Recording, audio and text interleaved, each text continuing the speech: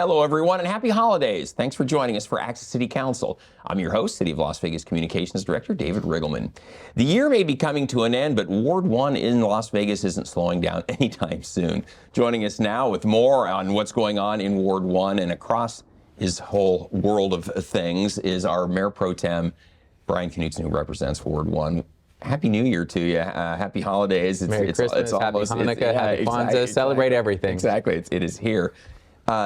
Busy year. I can't believe that 2023 is wrapping up on us. This is our last show, in fact, of 2023 Access City Council, and you have the honor of doing the very last one of the year. I'm very happy to be the last show of the year. I always look forward to this time of year because next year's the time to reimagine yourself, to settle into those resolutions, to think about how you can be better this year than you were last year. So this is my favorite time of year, especially as we go into a week where it slows down quite a bit and I can clean out my house and clean out my life a little bit and caught up a little get bit. ready to go. Focus on the new year, 2024, exactly. Well, Mayor Pro Tem, you know Ward 1 very well. It's your stomping ground. Those of you out there not exactly sure where Ward 1 is located, we're going to show you right on the map. It's right in the heart of our city. It's really where the city began because that's where the springs that fed water to the area bubbled up. That's in Ward 1 now at our Springs Preserve. But if you live in this area or work in this area, of course, you're in the city limits of the city of Las Vegas. And if you're a resident there, you are represented on the city council by Brian Knudsen, who is our Mayor Pro Tem. And MPT, you brought a special guest with us today.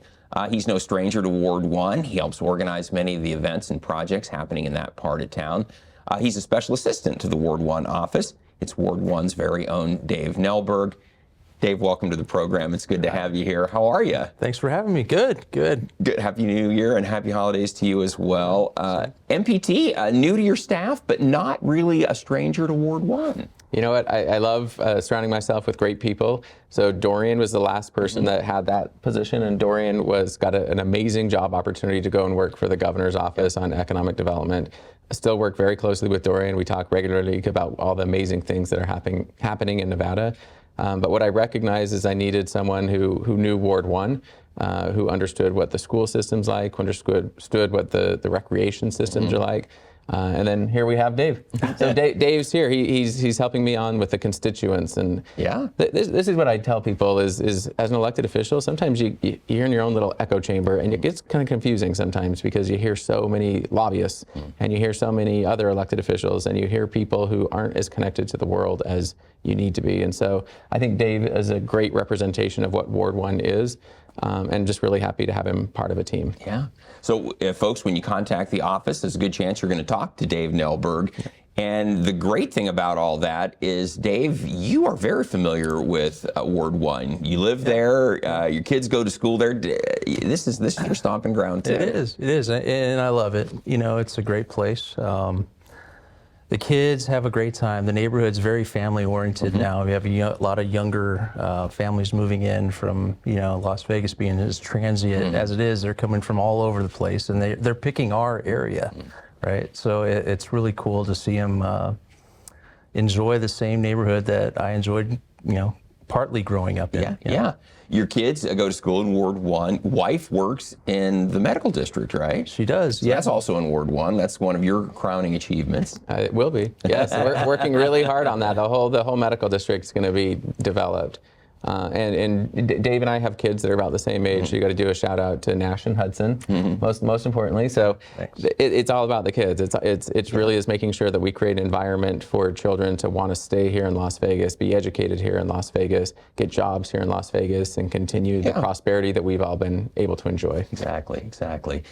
And Dave, you're born and raised in Las Vegas too. I am. Yourself, right? Yeah. So I grew up in the Huntridge Park area. So I went to all the surrounding schools, the old Las Vegas High School for 1 year before they transported me off to the new. I got stuck in that whole school district thing of changing schools. And so it was a lot of fun. College was a little bit later on in life. And I never finished, but I'm getting there. Yeah, and a great place to work because, the city, we will help you along. You do, and the city is a great place to be for anybody wanting to better themselves, because it gives you opportunities there for you. So that's how I chose the city. I wish I listened to my mom earlier in life. I would have done it at 18, but It's all right. You're getting there. 40s are good. Now, your mom, tell us about her, Dave. She had deep roots in Las Vegas, and your father too. Yeah. So, well, my father moved here in '68. He was a sound person for the casinos. He came here from LA, like a lot of people did. And my mother grew up here since she was a young, I can't remember what age, very young. But her and her sisters sang in Las Vegas. I'll be darned. Yeah. So they. So where did they perform, Dave? Everywhere from Stardust to. Wow. I'm trying to revision all the picture albums my aunts had put together, but yeah, they had a threesome. They were called the Tadarius sisters, and they all went to Las Vegas High School. They did their. I think my mom was a mascot, the Wildcat mascot for a while, and they went off with a toured and sang as sisters. Yeah, we actually found something on YouTube. Of them singing. Somebody showed the Jerry Lewis telethons. You know, oh my gosh! They were on always those in Las the Vegas, 70s. always on Labor Day weekend. Yeah. My father hated them because they're all night. He had to work sound. Yeah, exactly. They go a long time. I know. And it is a telethon, you know, for sure. Yeah. You know what's fun about Vegas is, and the mayor does this excellently, is she always asks people what high school you went to. And if you grew up in Vegas, if you went to high school in Vegas, everybody kind of knows each other at this age range. And so that's what's fun for me is all the city employees that come up and say, oh, I went to high school with Dave. I remember Dave back in the day. Exactly. And that's what Old Vegas is. And a lot of my ward is Old Vegas. Yeah, and so it's really helpful to understand where we came from and where we're going. And I think that's your choice in Dave is a brilliant one because, to your point, he lives in the ward. He's a longtime Las Vegan. He's going to tell you really what's going on out there. And how people think and feel. Because sometimes people get a little nervous around an elected official, and they don't always want to share what they're thinking. They'll tweet it or exit. They'll put it on social media, but it's that face-to-face interaction of how do we understand what's happening in the ever-changing dynamic of Ward 1 and the city of Las Vegas, and how can we do our very best to make it better? Yeah. Dave, I know you deal with a lot of constituent questions and concerns that come into the office. Some advice for people contacting the office. How can we help them? What's some good advice for them if they're reaching out to us? First step, reach out. Just ask any question. No questions too silly or dumb. Just reach out because everything matters. Every neighborhood matters. Every question matters. So I would say just reach out. Yeah. I add on to that is be nice. I always tell people in every meeting, if you're mean, it doesn't go very far. Yeah. If you're nice, I think we're going to bend over backwards to make sure that the city is responsive, that we're responsive. And that's just true of every day. I tell my kids the same thing, is be nice to everyone around you. Always be nice. Yeah, exactly right. That's very good advice because you never know when those paths will cross again down the road, for sure anyway. Mayor Pro Tem, I think it's really interesting too, and David, you touched on this.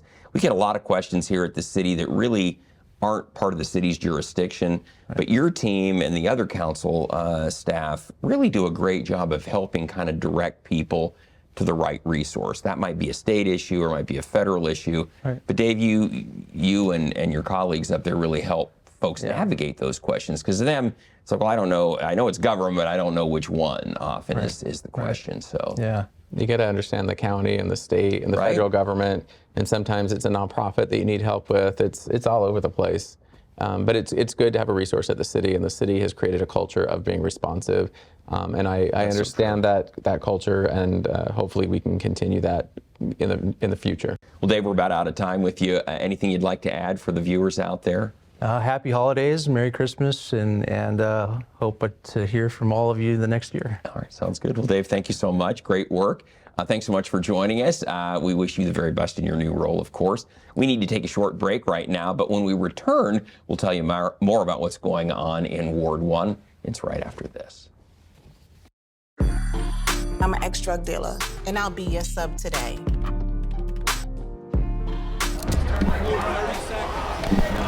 2 milligrams of fentanyl can be lethal. A lethal dose is in here. Who gets it, I won't know.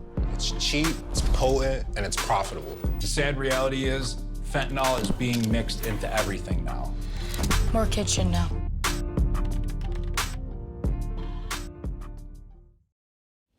Welcome back, everyone. We are talking all things Ward 1, and of course that means we're joined by our Mayor Pro Tem, who's also the councilman for Ward 1, Brian Knudsen. Here we are. You mentioned before that this was a busy time.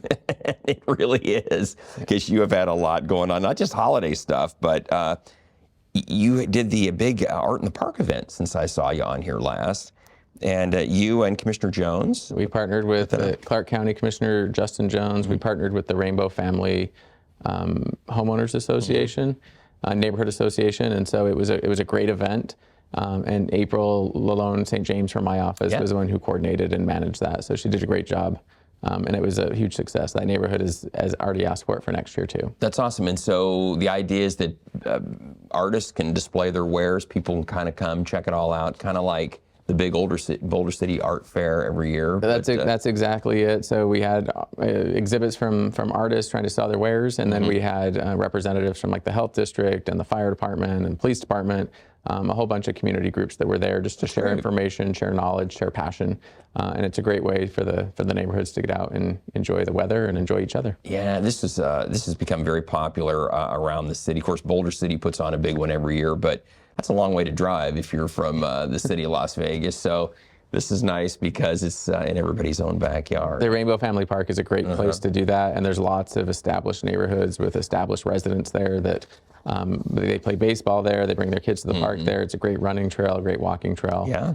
So it's a great place to do that. Tell everybody, Councilman, if they're not familiar, where it's located. It's on Oakey, just right past Rainbow. It's a park that's kind of hidden because you don't really see how big it is, but it's a gigantic park. And so if you want to run, we just put in new fitness equipment there last year. Yeah. The year before that, we redid the playground equipment. So all kinds of space there to do cool things. Yeah, check it out. And so Art in the Park now is going to be a staple in... I think so, yeah. That neighborhood has asked for it, and if they ask and they're nice, then it's time to do it. Yep, I agree. I like it. That's caught on. Ward 2 does a similar event, and yeah, they get a good turnout at theirs as well. So obviously there's an appetite for Art in the Park. I think so, yeah. So congratulations. That's really nice. Looks like it was a fun event. And then speaking of parks, you named a new parks commissioner. Folks, everybody out there, we have about 20 different boards and commissions that serve the city of Las Vegas. They're all volunteers. They're appointed by members of the city council. And one of those is our Parks and Recreation Advisory Commission. This is an important group. They kind of advise our Parks Department on amenities, just other programs, kind of that citizen input. And you recently appointed a new Parks Recreation Advisory Commissioner. Bob Robinson. Yeah, so he came to me. I ran into him probably 3 years ago. We were cleaning up the Bonanza Trail, and he came up and started cleaning the trail with me and started talking about his ideas for the park. So he was a really great addition. He replaced Mr. Breer, who left after many, many years of service. Mr. Robinson comes on board now.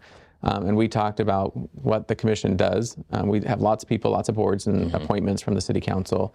What I was telling him is I think the most controversial thing he'll do is we'll need a new name for the dog park that's going in on Rancho and Oakey. And I said, that'll be your recommendation, sir, and I will gladly take it. That tends to get people spun up. I'm going to avoid the controversy of it all and rely on a constituent to say what he thinks is best, and then we'll go from there. Yeah, well, Bob will be a great addition. And again, people may not realize just how many different boards we have. Again, we have about 20. It's a lot. And they advise on a variety of different things.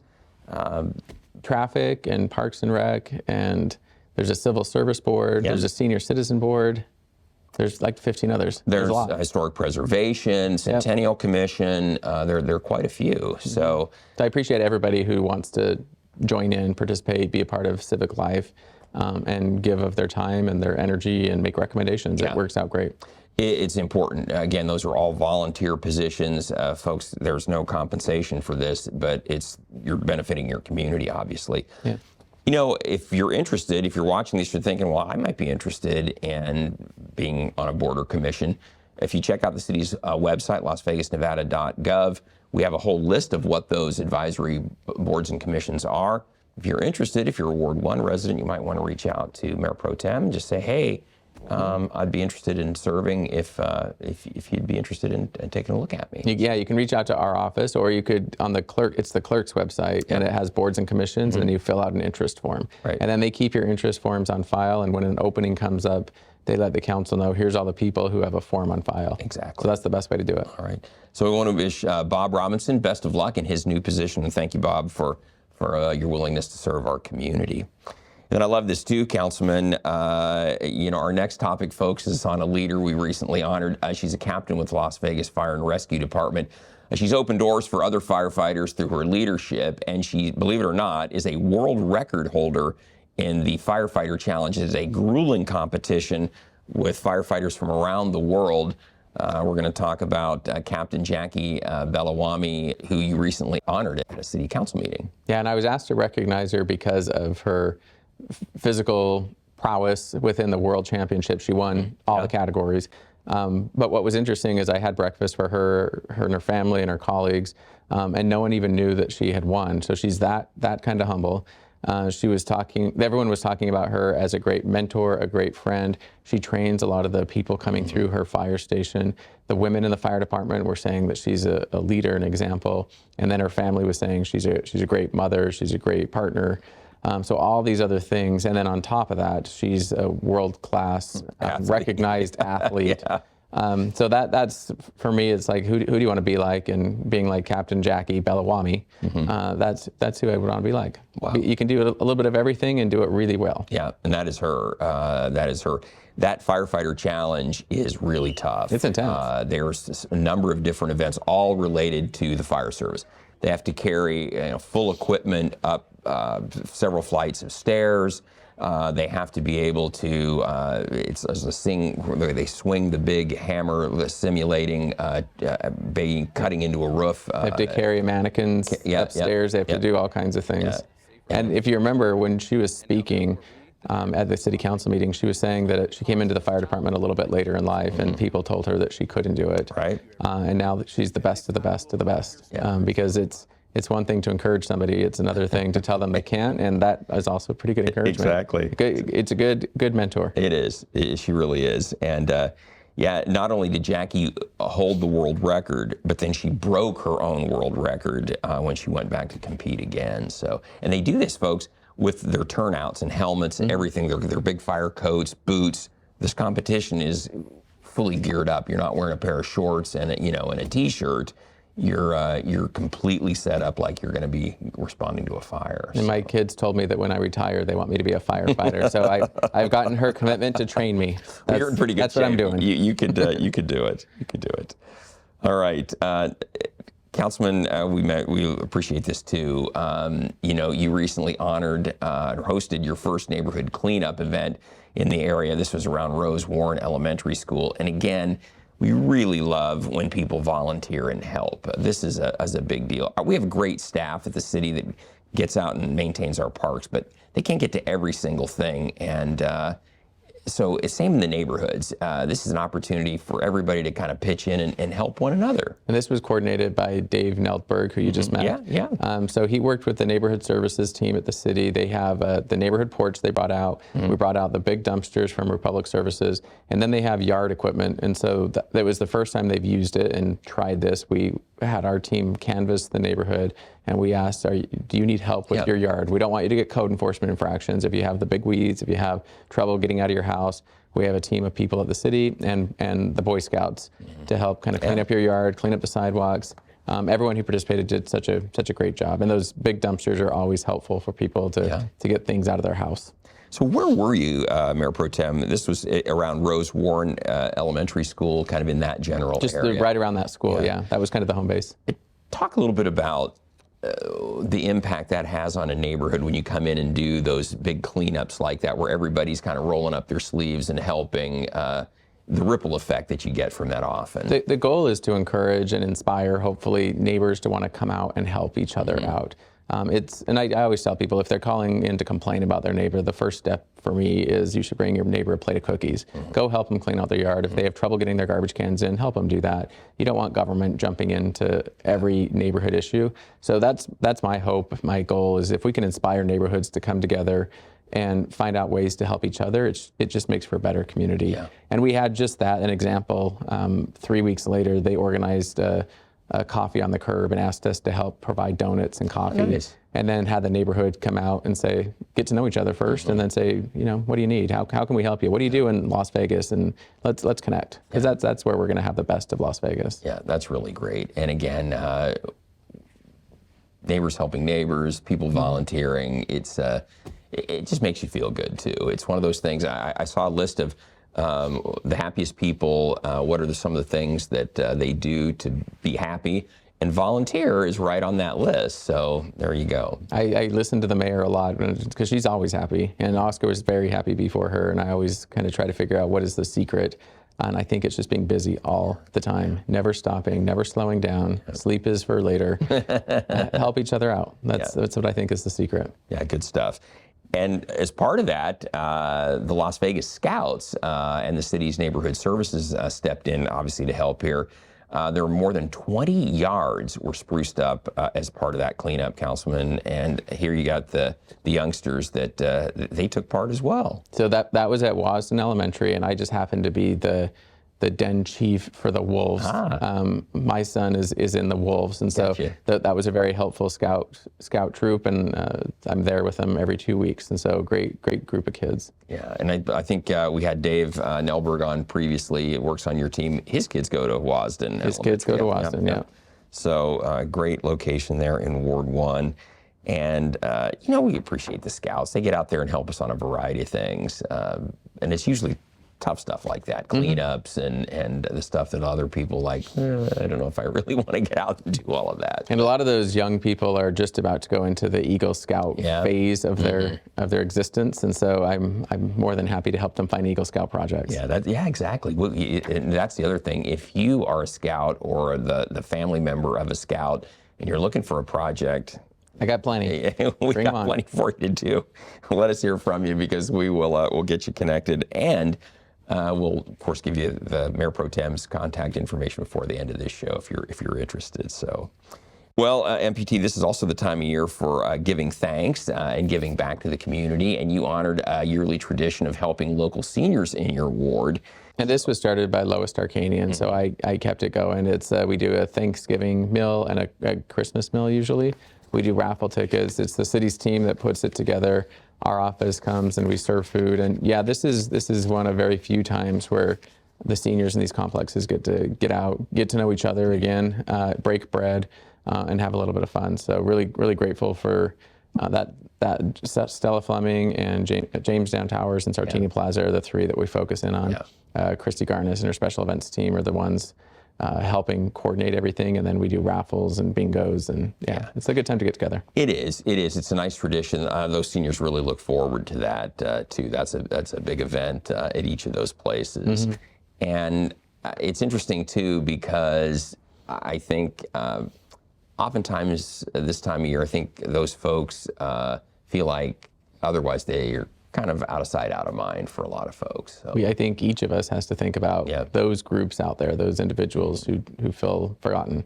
And oftentimes those seniors they're the ones that are sitting there alone, wondering, is anybody thinking about me right now? So I think about them all the time. They're great people. It's fun to walk in. They know me, I know them. It's just great. And then Mayor Pro Tem, you wrapped up this year with a popular event. It's your Brews with Brian.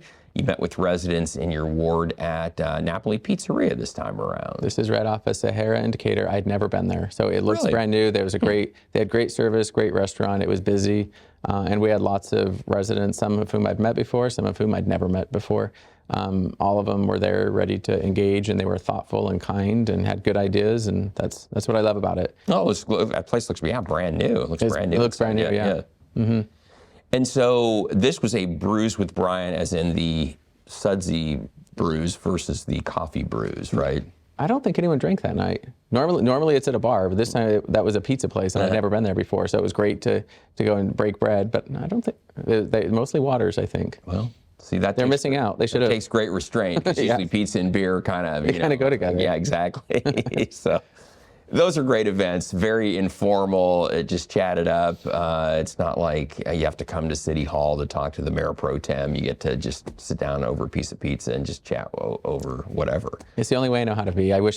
Sometimes I wish I was a little bit more formal, and Christy always brings the podium, and I say, I'm not a podium kind of person. I'm not going to stand there yet. I can have a beer and sit down and chat. That's about all you're going to get. What were you hearing this time around? What were some of the concerns from the citizens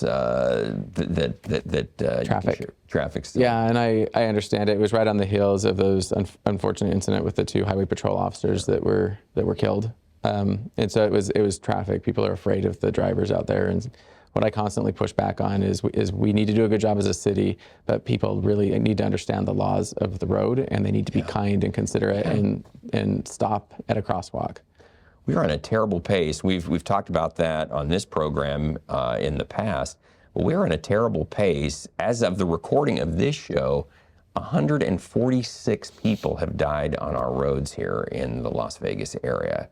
Pedestrians, motorists, motorcyclists. It's been bad. It's really sad, and it's because of distracted drivers and drunk drivers, and I don't know what's going to make that better, but we need to do a better job thinking about each other. Yeah, and just take it easy. Some good advice I had from an instructor back when I was taking driver's training is that your vehicle isn't a time machine. If you're running late, it's not gonna, you can't change time. You're just gonna have to deal with it. Don't try to adjust by going too fast. But unfortunately, I just think as a society, we've tended to forget that. Everybody's in such a big hurry. So I'm looking forward to when robots drive us around. That's my path, is have a robot drive me. And you know what, folks? Please be careful on this topic. This is the time of year we don't need any more tragedies. We want everybody to be with their families, everyone to be safe. So slow down, take it easy, don't drink and drive, and let's just wrap up this year safely and start the next year on a safe note. The mayor had some good advice at a press conference with the unfortunate things that are going on in our community. It was don't be so mad all the time. Yeah. Find a way to get your feelings out, talk it out. Find someone who cares about you. That's so no true. reason to be mad. So true. Life's short. Well, Mayor Pro Tem, we're at the end of our show. We have about a minute left. I'm going to give you the final word here as we wrap up 2023 on Access City Council. I'm going to say thank you to you and your team. You've done a great job communicating for the city, on behalf of the city, with the elected officials. The city staff in every department has been amazing. I just did a tour of the water pollution control facility. I've never done that before. Absolutely amazing. The team out there that keeps our sewers running and our water clean, absolutely amazing. And Take it for granted until it doesn't work. Right? All the things that you never think about at the city, the city exists because we have city employees that care about what they do. So I'm very grateful for that. Yeah, well, happy holidays to you. Happy New Year. I wish you and your family all the very best, to Brian and the kids, and I'll see you, I guess I'll see you in 2024. Next year. Yeah. It'll be a good one. Exactly. Thank you, David. Thank you so much. And folks, we always want to hear from you. So if there's something you'd like to share with our Mayor Pro Tem, Brian Knudsen, you can find him on Facebook, Instagram, and X, formerly known as Twitter. You can also contact the councilman at 702-229-6405 or send him an email. His address is bknudsen@lasvegasnevada.gov. And here, one of his great staff will get right back to you. So everyone, please don't miss our next show beginning on January 11th with Councilwoman from Ward 3, Olivia Diaz. You can catch all of our KCLV shows on Apple TV, Roku, and Amazon Fire, and watch for our QR code during the closing credits of this show to subscribe to our newsletter. And don't forget, you can watch us live on the internet at kclv.tv. Thank you again for joining us. We'll see you again in 2024, everyone.